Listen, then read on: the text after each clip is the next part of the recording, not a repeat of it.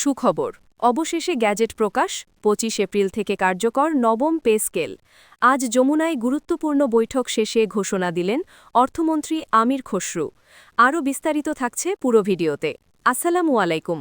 আপনি যদি একজন সরকারি চাকুরিজীবী হয়ে থাকেন, নবম পে স্কেলের আপডেট সবার আগে পেতে আমাদের চ্যানেলটি সাবস্ক্রাইব করে দিন এবং ভিডিওতে লাইক করে দিন। অবশেষে বহু প্রতীক্ষার অবসান। এই খবর ছড়িয়ে পড়তেই যেন নতুন আশার আলো জ্বলে উঠেছে হাজারো পেনশনারের জীবনে। বহুদিন ধরে যে নবম পে স্কেল নিয়ে আলোচনা, জল্পনা, কল্পনা এবং অপেক্ষা চলছিল, অবশেষে সেটি বাস্তব রূপ পেল। ২৫ এপ্রিল থেকে কার্যকর হতে যাচ্ছে নতুন এই বেতন কাঠামো, যা নিঃসন্দেহে কর্মজীবীদের জীবনে বড় পরিবর্তন নিয়ে আসবে।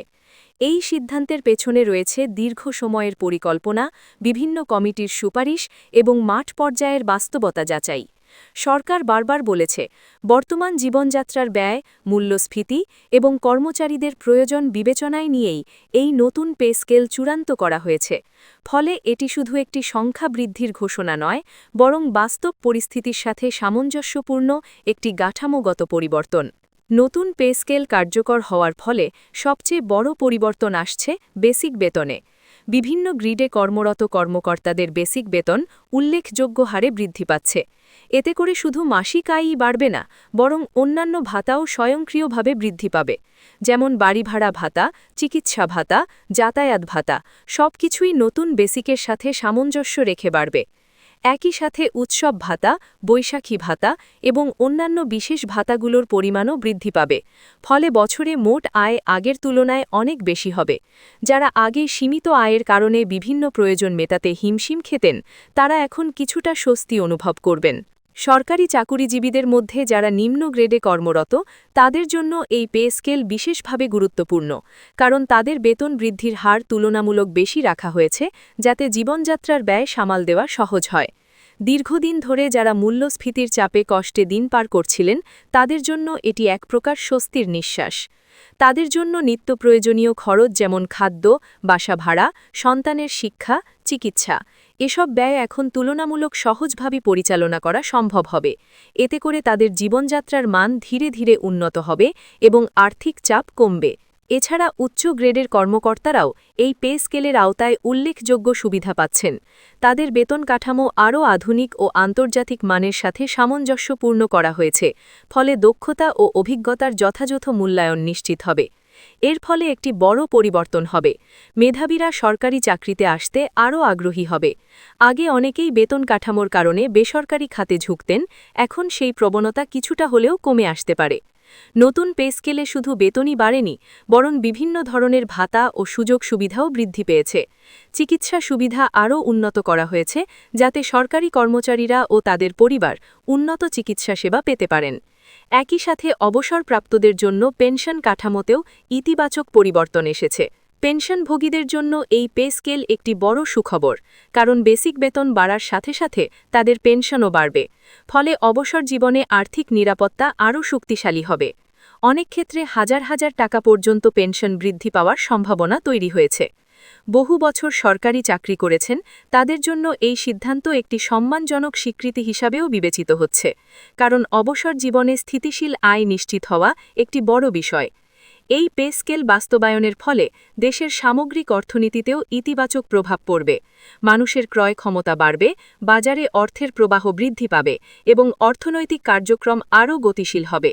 বাজারে চাহিদা বাড়লে ব্যবসা বাণিজ্যও বাড়বে, নতুন কর্মসংস্থান সৃষ্টি হতে পারে এবং সামগ্রিকভাবে অর্থনীতির চাকা আরও দ্রুত ঘুরবে।